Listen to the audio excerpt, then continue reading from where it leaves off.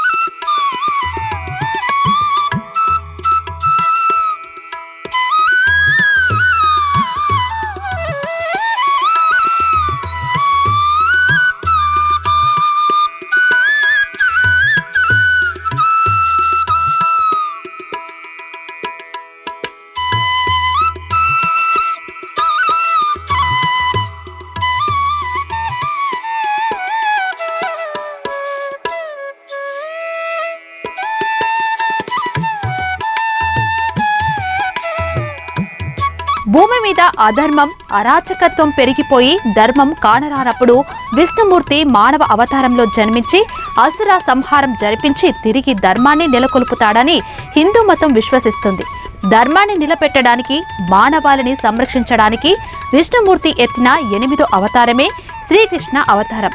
తన మామ కంసుడు చేస్తున్న దాష్టికాల నుంచి జనులను రక్షించేందుకు అసుర సంహారం, అధర్మ వినాశనం చేయడం ద్వారా భూలోకంలో తిరిగి ధర్మస్థాపన చేశాడు. ఈ అవతారంలో కంసాది దానవులను సంహరించాడు. ధర్మాన్ని పాటించిన పాండవులకు అండగా నిలిచి అధర్మాన్ని ఓడించాడు. గీతాకారునిగా యుద్ధరంగంలో అర్జునుడికి హితబోధ చేశాడు. పుట్టుక చావుల పరమార్థం తెలిపాడు. దాన్నే భగవద్గీతగా మనం చదువుతున్నాం. జన్మించిన నాటి నుంచి శ్రీకృష్ణుడు దేవతామూర్తిగా పూజలందుకుంటూనే ఉన్నాడు. అల్లరి బాలకుడిగా, వెన్న దొంగగా, గోపిలోలుడిగా, గోవర్ధన గిరిధారిగా, కాళీయమర్ధనుడిగా, గీతా ప్రబోధకుడిగా, అసుర సంహారిగా తాను చేసిన ప్రతి పని ద్వారా మానవాళికి అద్భుతమైన సందేశాన్నిస్తూనే ఉన్నాడు. వెన్నను దొంగలించి గోపబాలులకు పంచిపెట్టడం ద్వారా మనకున్నది నలుగురికి ఇవ్వడం వల్ల కలిగే సంతోషం ఎలా ఉంటుందో చేసి చూపించాడు.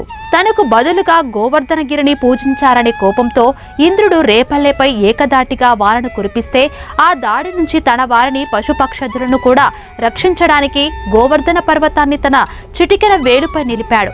ఆ విధంగా ఇంద్రుడి మదాన్ని అణిచివేశాడు. పుట్టగానే తల్లిదండ్రులకు యుద్ధ భూమిలో అర్జునుడికి కర్తవ్యబోధ చేశాడు. అందుకే ఆయన్ను కృష్ణం వందే జగద్గురుం అని కీర్తిస్తారు.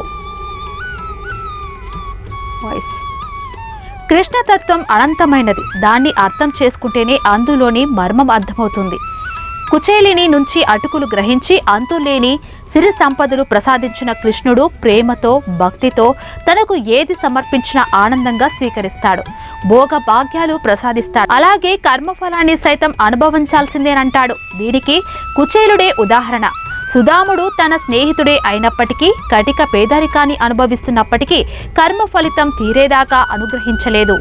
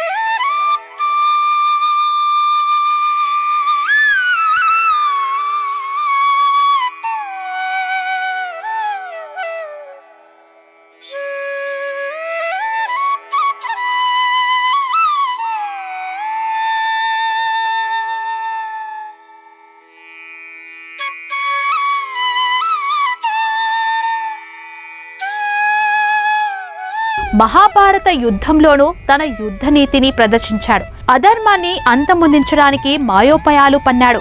అబద్ధమాడని ధర్మరాజు చేత అశ్వత్థామ హత కుజరహ అని అబద్ధమాడించాడు. కర్ణుడిని నిస్సహాయుని చేయడానికి, విదురుడిని భీష్ముడిని నిలువరించడానికి శిఖండిని ఉపయోగించాడు. యుద్ధంలో ఓడిపోయిన తర్వాత చెరువులో దాక్కున్న దుర్యోధనుడిని సంహరించడానికి సైతం మాయోపాయాన్ని పన్నాడు. ఇలా చెప్పుకుంటూ పోతే కృష్ణలీలలు ఎన్నెన్నో.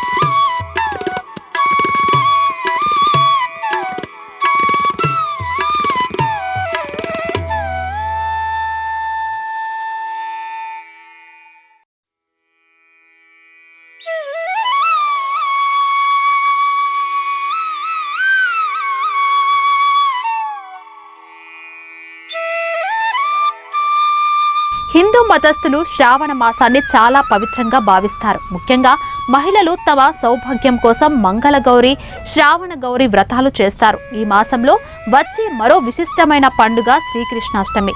ఇది శ్రీకృష్ణుని జన్మదినం. దీన్నే జన్మాష్టమి, గోకులాష్టమి, శ్రీకృష్ణ జయంతిగా జరుపుకుంటారు. గీతాచార్యుని జన్మదినానికి చాలా ప్రత్యేకత ఉంది. ఈ రోజును తల్లులందరూ తమని తాము దేవకి, యశోదలుగా భావించుకుంటూ తమ బిడ్డలనే శ్రీకృష్ణుడి ప్రతిరూపాలుగా భావిస్తారు. తమ చిన్నారులను చిన్నారి కృష్ణుడిగా అలంకరిస్తారు. పంచె కట్టి తలపై కొప్పు వేసి నెమలి పింఛంతో అలంకరిస్తారు. అంటే ఈ పండుగకు ఎంత ప్రాధాన్యమిస్తారో అర్థం చేసుకోవచ్చు. తన లీల ద్వారా భక్తి, జ్ఞానం, యోగం, మోక్షాల గురించి ప్రపంచానికి తెలియజేశారు శ్రీకృష్ణ పరమాత్మ. దుర్గుణాలను వదిలి ధర్మ మార్గాన్ని అనుసరించి జీవితానికి సార్థకత ఏర్పరచుకోవాలని దివ్యోపదేశం చేశాడు శ్రీకృష్ణుడు. చెప్పడం మాత్రమే కాదు, అనుసరించి చూపించారు. అందుకే వాసుదేవుడి బోధనలకు విలువ ఎక్కువ. ఈ రోజు శ్రీకృష్ణుడిని పూజిస్తే సకల సౌభాగ్యాలు లభిస్తాయని నమ్ముతారు. అంతేకాదు, సంతానం లేనివారు గోపాలుని పూజిస్తే సంతాన ప్రాప్తి లభిస్తుందని విశ్వసిస్తారు.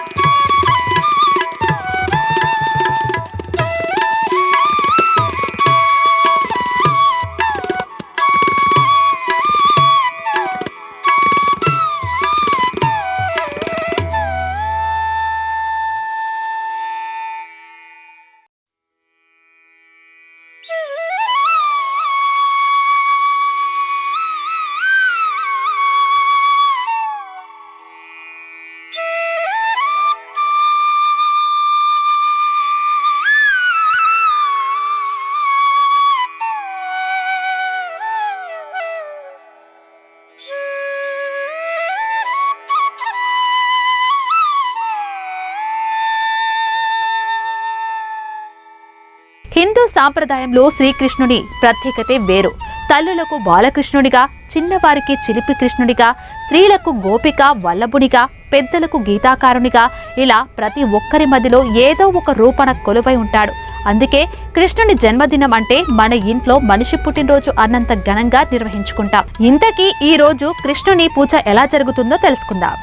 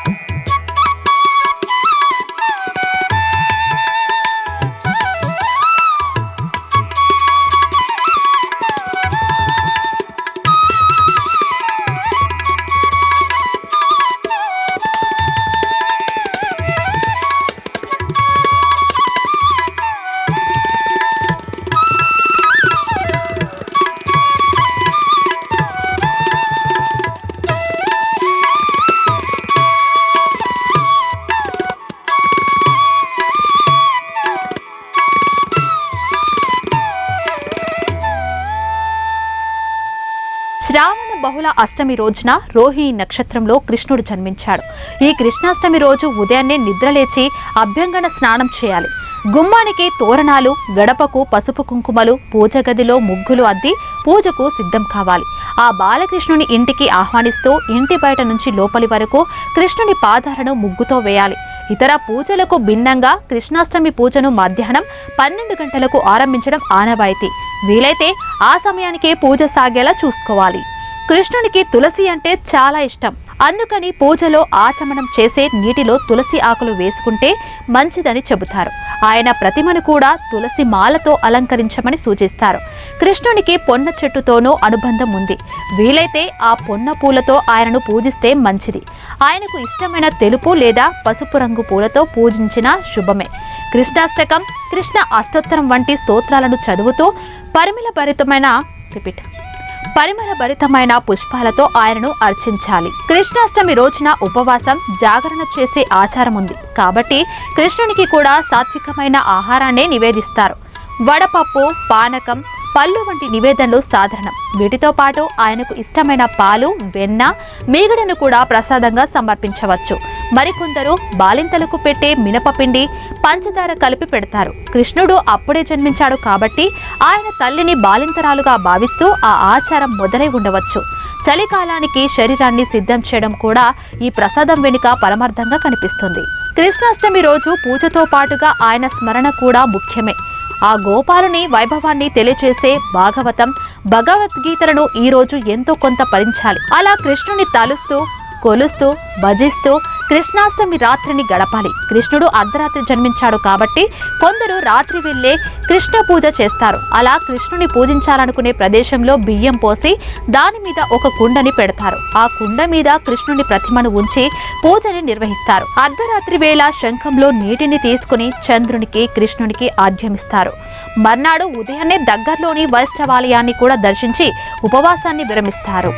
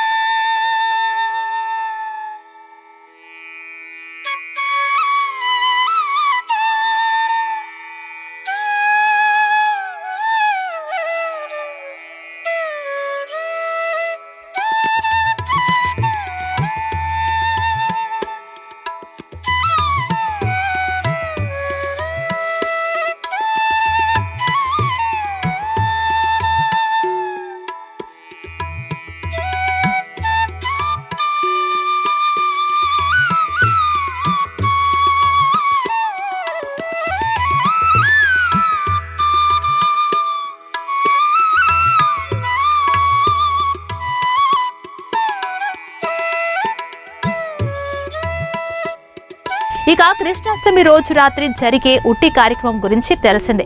బాలకృష్ణుని చిలిపి చేష్టను తలుచుకుంటూ పాలు, పెరుగు, వెన్న, అటుకులు, పళ్ళు లాంటి పదార్థాలు ఉంచిన ఈ ఉట్టిని కొడతారు. మరికొందరు హోలీ తరహాలో గులాల్ చల్లుకుంటూ తమ సంతోషాన్ని వ్యక్తపరుస్తారు. ఇంకొందరు చిన్న బాలకృష్ణుని ప్రతిమను మనసారా అలంకరించి ఊయలలో ఉంచి రాత్రంతా ఆయన కోసం కీర్తనలు, భజనలు పాడుతూ ఉంటారు.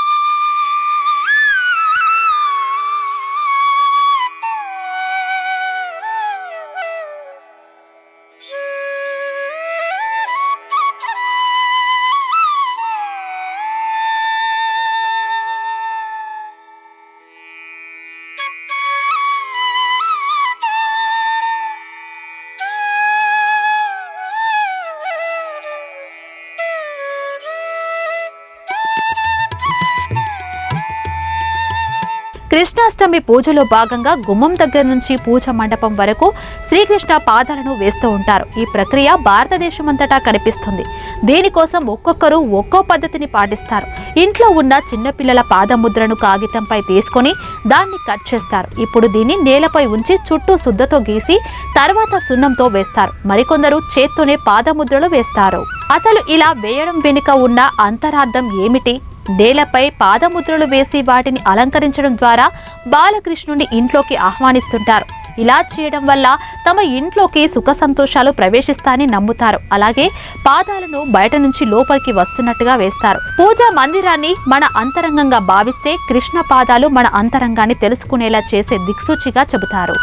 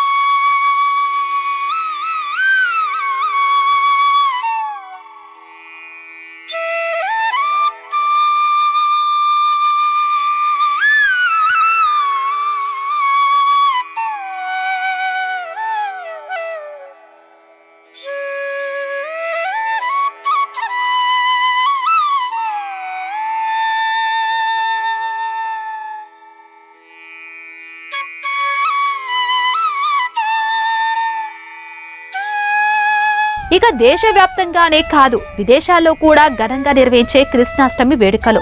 ఉత్తరప్రదేశ్లోని మధుర, బృందావనంలో మాత్రం చాలా స్పెషల్. కృష్ణుడు జన్మించిన ప్రాంతం మధుర అయితే బాల్యాన్ని ఎక్కువగా గడిపిన ప్రాంతం బృందావనం అని హిందువుల నమ్మకం.